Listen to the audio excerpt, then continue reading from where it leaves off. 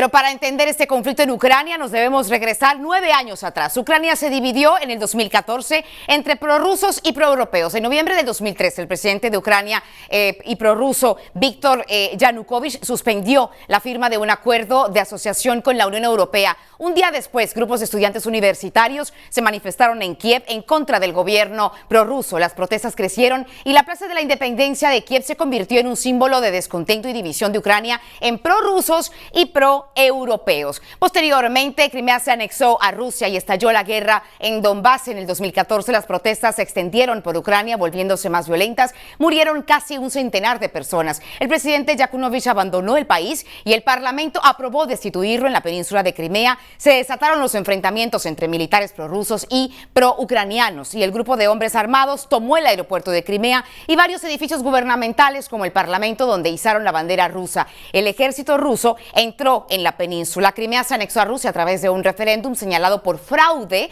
Los países occidentales y la ONU rechazaron la consulta, la tacharon de ilegal y días después Putin firmó el tratado de anexión de Crimea. Los líderes del G8, los más poderosos del mundo, expulsaron del grupo a Rusia y se convirtieron en G7. Y en abril del 2014, los acontecimientos ocurridos en Crimea se reprodujeron en el este de Ucrania, en la región del Donbass, donde estalló la guerra entre ucranianos y separatistas prorrusos, y la guerra que según la ONU ha causado más de 14,000 muertos en ese lugar. El Cuarteto de Normandía firmó el acuerdo denominado Minsk de alto al fuego y esto ocurrió en 2015. Este Cuarteto de Normandía, Alemania, conformado por Alemania, Francia, Rusia y Ucrania, intentaron poner fin a la guerra del Donbass con los acuerdos de Minsk y se acordó también un alto al fuego que fue vulnerado prácticamente pocos días después. Y después Ucrania se asoció a la Unión Europea en el 2017. Rusia respondió en este 2017 a un mensaje del presidente de Estados Unidos, Donald Trump, y aseguró que nunca iba a devolver Crimea a Ucrania.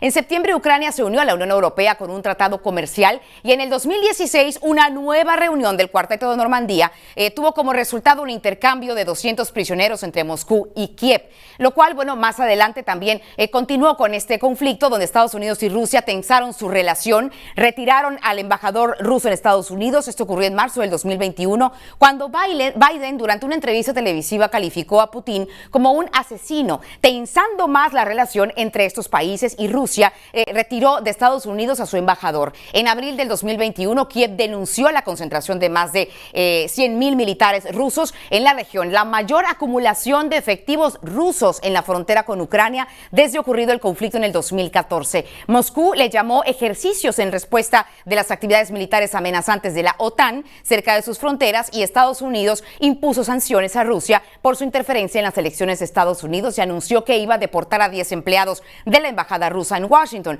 Rusia respondió con otras 10 expulsiones de diplomáticos estadounidenses a esta situación en Estados Unidos. Y Rusia finalmente manifestó que temía que Ucrania se uniera a la OTAN. En junio del 2021, Putin y Biden se reunieron en Ginebra y constataron sus diferencias en varias cuestiones, principalmente en derechos humanos y ciberataques. El día 23, Rusia lanzó disparos de advertencia contra un barco británico en el Mar Negro, cerca de la península de Crimea, y días antes de unos ejercicios navales de la OTAN en el mismo lugar, el día 20, Putin aseguró que el apoyo militar de Occidente, de Estados Unidos a Ucrania, creaba problemas de seguridad significativos para los rusos, para Rusia. Mientras tanto, Washington advirtió una ofensiva rusa contra Ucrania en diciembre del 2021, el 13 de diciembre de ese año, del 2021. El Washington Post publicó que Rusia preparaba una ofensiva contra Ucrania con hasta 175,000 soldados. A esto Putin insistió en que la ampliación de la alianza hacia el este era inaceptable y pidió a Occidente garantías de seguridad, manifestando su temor